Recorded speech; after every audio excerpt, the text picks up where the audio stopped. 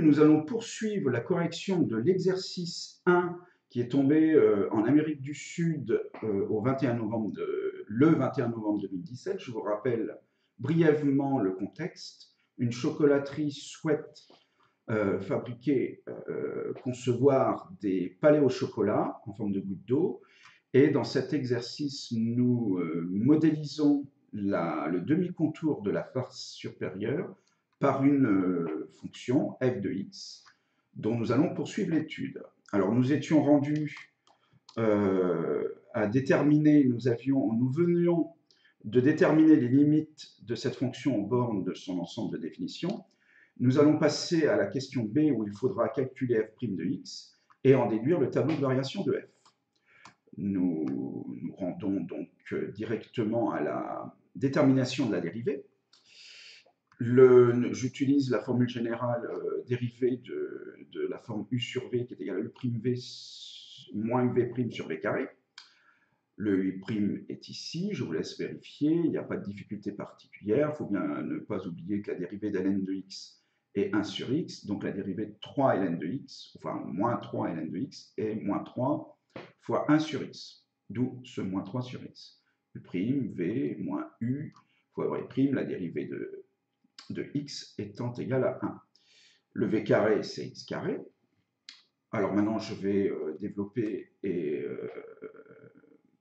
voir ensuite s'il y a possibilité de simplifier. Donc le 3 sur x fois x fait qu'on n'a plus que moins 3, ce qui fait disparaître l'unique fraction.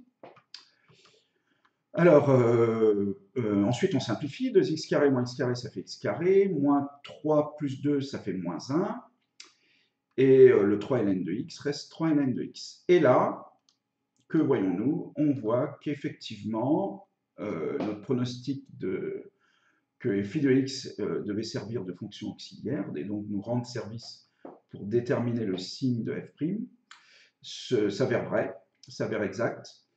F' de x est donc égal à phi de x sur x carré, mais comme dans une question précédente, et en l'occurrence pour nous, dans la capsule précédente, nous avons déterminé le signe de f de x, eh bien, ça va me permettre de dresser le tableau de variation de f très facilement. F' est donc du signe de phi. Les limites ont été déterminées. Je vais avoir besoin de l'image de 1 qui va s'avérer être le minimum.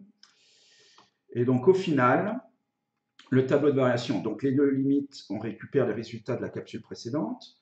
L'image de 1, c'est moins 3. Alors le signe de f', qui est donc le même que le signe de phi, ben, je vous rappelle que c'était négatif entre 0 et 1, positif entre 1 et plus infini.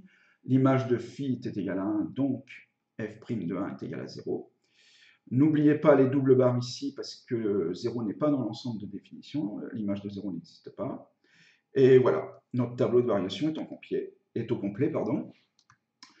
Ce qui va achever cette partie de la correction de l'exercice 1. Je vous remercie de l'avoir suivi. À bientôt.